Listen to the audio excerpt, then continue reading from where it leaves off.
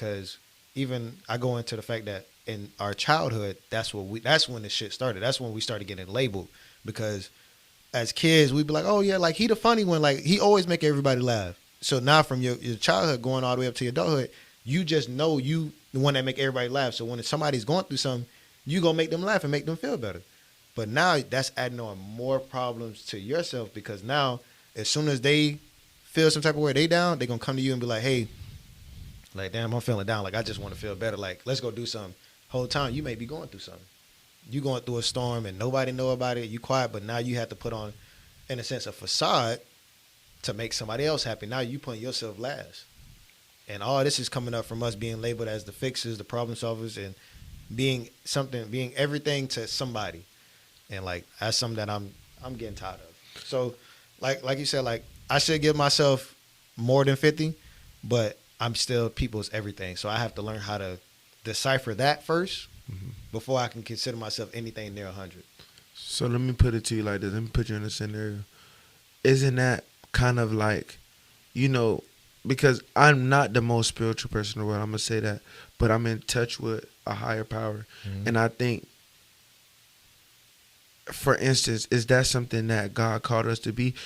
Or is that a superpower? Because I always call it a superpower that he gave us to be that person somebody can lean on.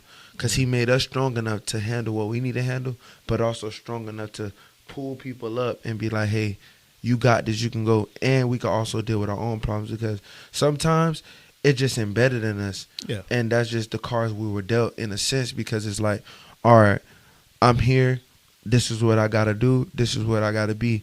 And for instance, I'm going to give you an example. I'm going to get a little personal. I just had a death in the family, And it's just like, everybody's like, how you being so strong or how you able to handle everything you need to handle? I just feel like that's what God called me to be because I've always been that one who never did anything crazy, who always stayed focused. So it's like, I can handle my problems. Mm-hmm. I got, my people that I can go to that can handle those problems with me, or I found outlets and ways to do what I need to do. So, and I'm asking your opinion, is like, is that something you think God called us to be in a sense? Sure. Yeah. To do what we need to do, because we are the people that are potentially like, what they say, God give his toughest battle to the strongest warriors. So I feel like us as those people, we just have to take on those things, even though it ain't right. Mm-hmm. I think we just have to take those things and just take it with a grain of salt, and like you said, navigate. So what you think? Yeah, absolutely. I seen a video the other day. I was just talking to somebody about it. I can't recite it word from word. If I look at the video later, I'll probably send it to you. So, but this pastor was basically saying that basically people that are blessed to be there for other people, you have to continue to be there for other people, even through your storms. Like that is your blessing to be there for other people. And I agree. But what I'm getting at is I can't be everything for some people that I'm nothing to them. Like you can't give me anything, but I'm your everything. That is not a blessing. That is a lesson to me, honestly. Like God is putting you in a position where either you have to make the decision to continue being something to somebody when you're nothing to them, or you can remove yourself and allow room for somebody else in who potentially can balance out. You may have to do more for that person, but they're going to be able to help you at least 10 or 5%. I'm talking about the people that probably call me 5 times out the week. But if I call them once, they don't pick up.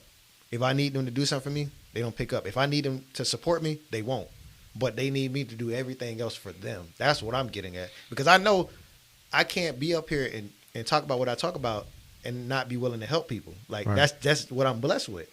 So, but my thing is learning how to decipher it from the people that absolutely won't give you anything. Like, for instance, like the people that subscribe to me that I don't know.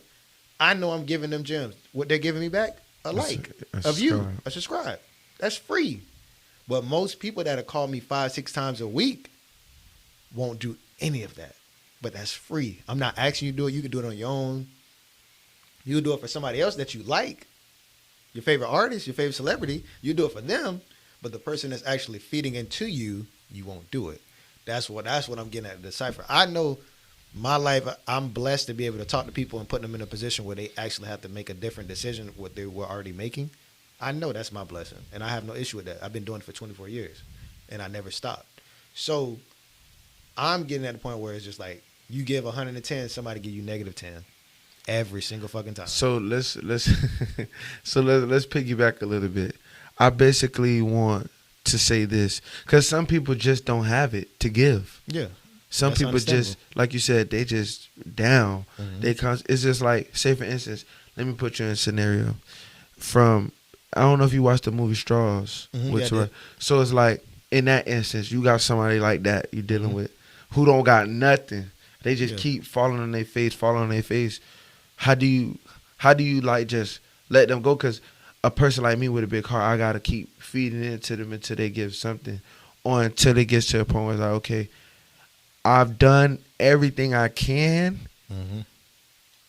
That's all I got. So how do you, like, separate yourself from that? Because sometimes it be hard. Because you feel bad for them in a sense. Mhm. So it's like, how do you feed into that for real? Just think about something. I ask you this: what did she do consistently throughout the episode? Or now I won't say throughout because it was. I mean, not episode, but it was a short movie and it wasn't that many scenes. But what did she do consistently? Just think, like, if you don't got no answer, you can say you don't know. No, I think because I watched the movie twice. Mm-hmm. What she consistently did, I could be wrong. 'Cause I don't know what you thinking Yeah, in your yeah. head. Go ahead.